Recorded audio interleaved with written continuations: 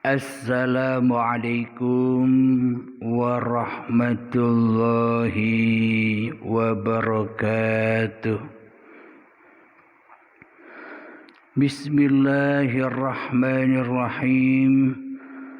Ashhadu an la ilaha illallah wa ashhadu anna Muhammadar Rasulullah.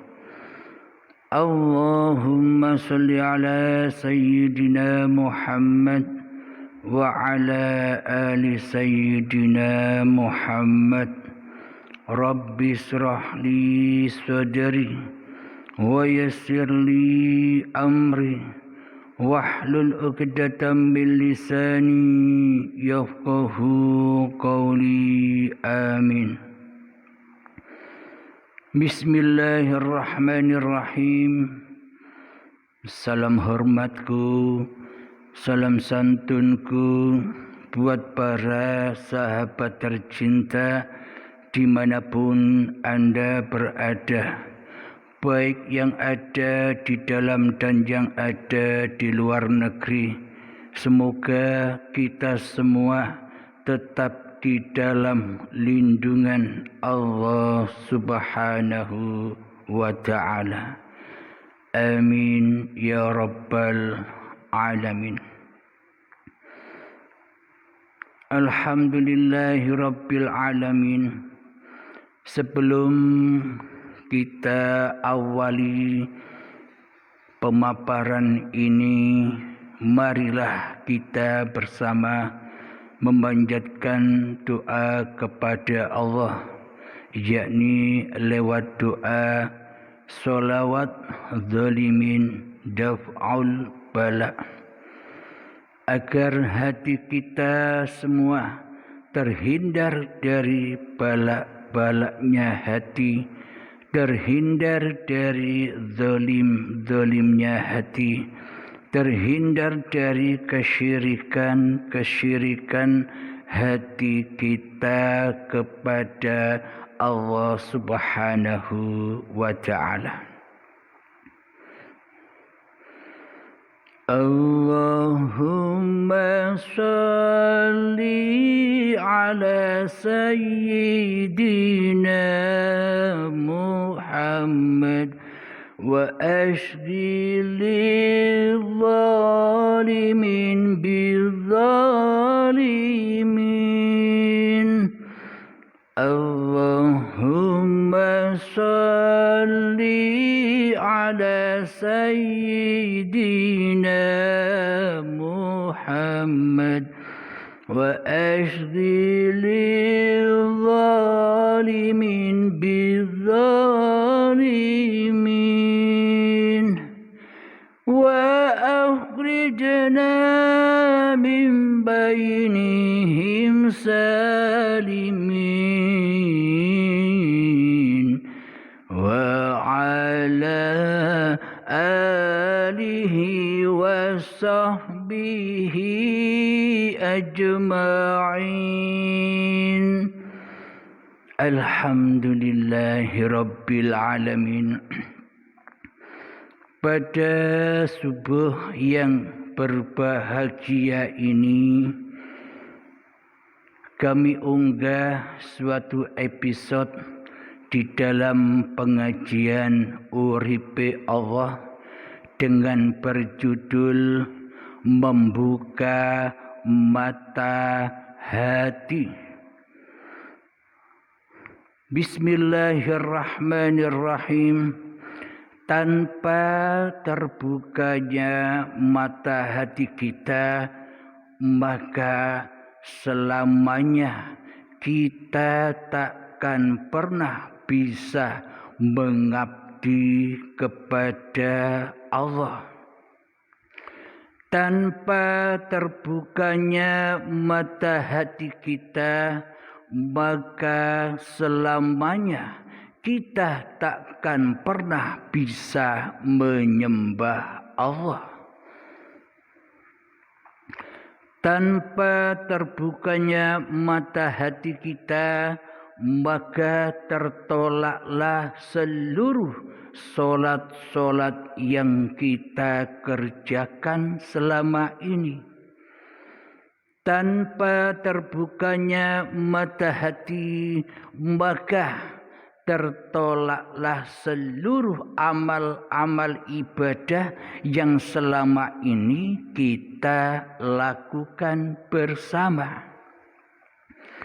Jadi cikal bakal atau pondasi dan dasar untuk diterimanya solat dan ibadah-ibadah kita, wajib bagi hamba membuka mata hatinya agar hamba bertemu dengan Tuhannya, agar hamba sampai kepada apa yang disolatinya, agar hamba sampai kepada apa-apa yang dipersembahkannya kepada Tuhannya selama ini. Coba kita logikakan, coba kita fikirkan, dan coba kita hayati bersama.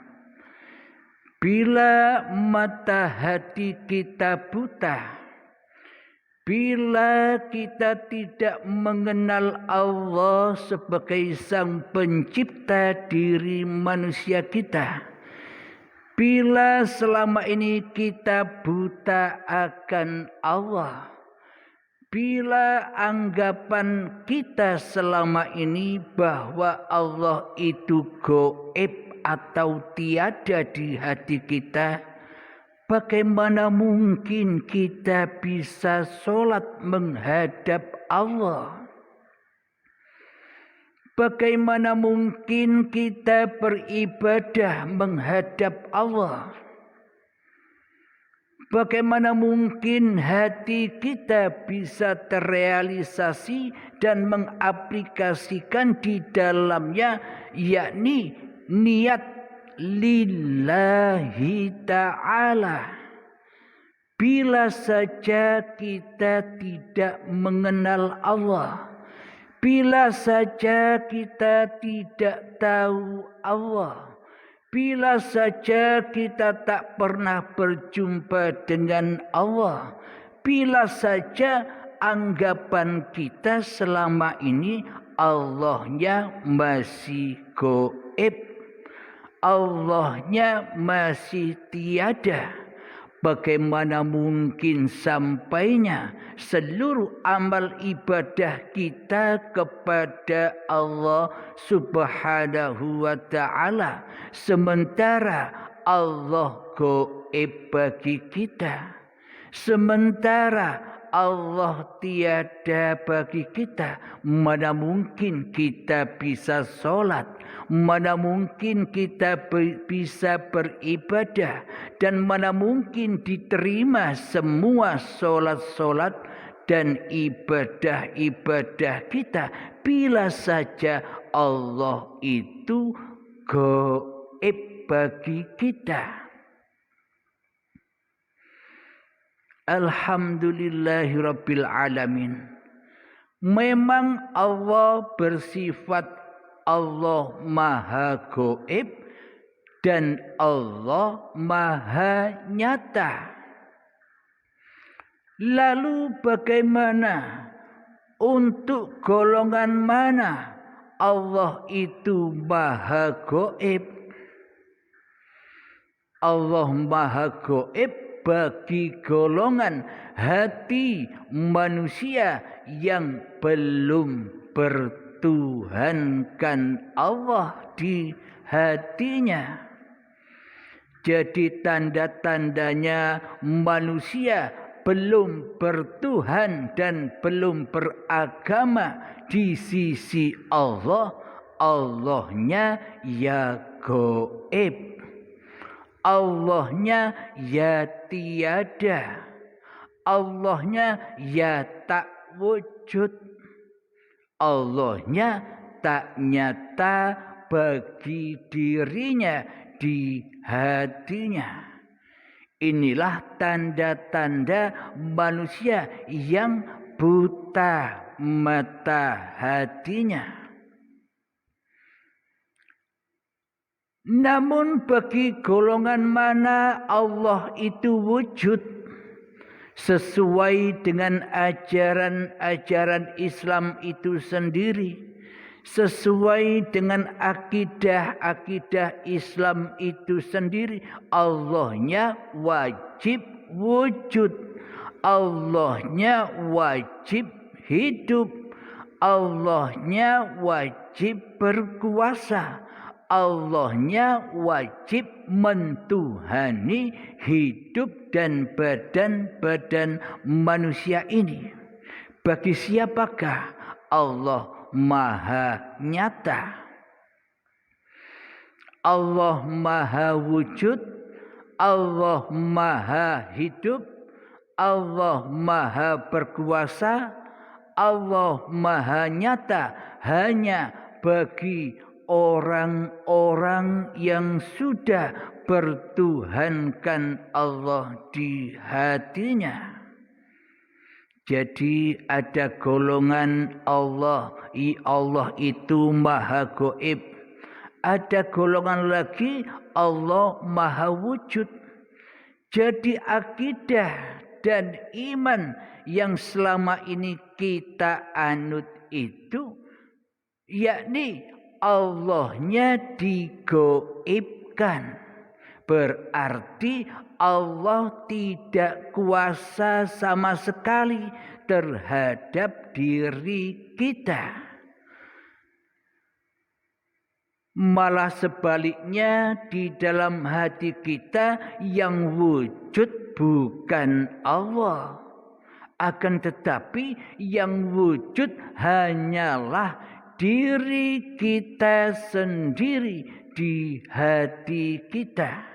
Yang hidup adalah diri kita sendiri di hati kita. Yang kuasa adalah diri manusia kita sendiri di hati kita. Jadi yang wujud, yang hidup, yang nyata, semuanya selama ini hawa nafsu kita sendiri daripada wujudnya Allah selama ini. Itu tandanya bahwa selama ini tidak kita sadari bahwa diri kita selama ini berposisi sebagai Tuhan daripada berposisi sebagai hamba di hati kita. Maka dari itu pastilah Allah maha gaib bagi diri kita. Allah tidak wujud bagi kita di hati kita selama ini. Karena selama ini kita tidak bertuhankan kepada Allah. Kita tidak nyembah Allah.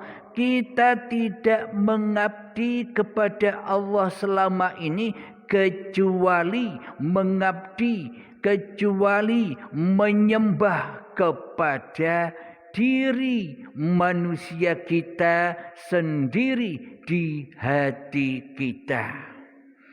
Karena yang wujud di dalam hati kita bukan Allah, tapi diri manusia kita.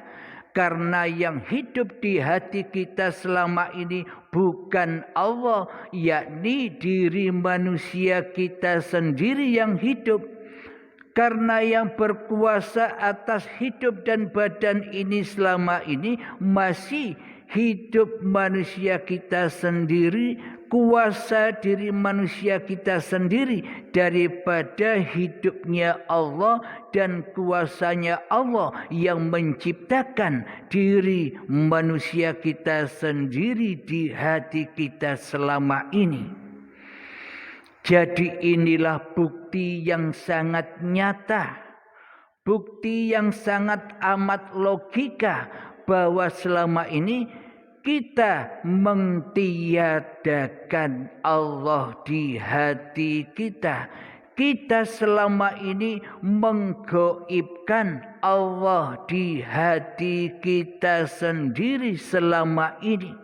Berarti yang jadi Tuhan adalah hawa nafsunya sendiri selama ini. Jadi tidak bergunalah solat-solatnya. Jadi tidak bergunalah ibadah-ibadahnya. Jadi tidak bergunalah amal kebaikan-kebaikannya bila tidak bertuhankan kepada Allah. Bila Allah masih gaib berarti yang wujud menjadi Tuhan, yakni hawa nafsunya sendiri. Berarti selama ini kita tidak bertuhan kepada Allah Subhanahu wa Ta'ala. Karena yang mestinya wujud menjadi Tuhan itu adalah Allah bagi orang-orang yang sudah beriman hatinya kepada Allah. Jadi bagi siapa Allah itu gaib? Allah itu gaib bagi manusia yang belum beriman kepada Allah. Pasti Allahnya gaib. Jadi bagaimana mungkin diterima solat-solat kita? Jadi bagaimana mungkin diterima ibadah-ibadah kita? Selama ini di dalam hati kita selalu mewujudkan hawa nafsu diri manusia kita ketimbang mewujudkan Allah sebagai pencipta diri manusia kita selama ini. Inilah bukti-bukti yang terang, bukti-bukti yang nyata bahwa selama ini kita belum bertuhankan Allah di sisi Allah. Kita hanya bertuhankan Allah di sisi manusia. Bertuhannya selama ini hanyalah kedustaan belaka. Karena iman dan akidahnya tidak sampai di sisi Allah, melainkan hanya sampai di sisi manusia. Agar diakui oleh manusia, kita sudah beragama dan bertuhan.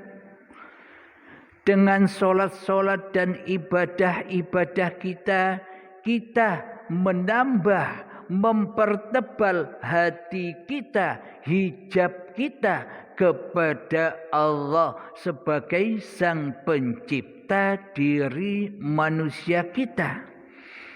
Dengan solat, dengan ibadah kita menambah kebutaan hati kita kepada Allah selama ini, sehingga kita merasa bangga atas solat-solat dan ibadah yang kita lakukan selama ini, sehingga kita merasa mulia dari apa yang kita lakukan selama ini.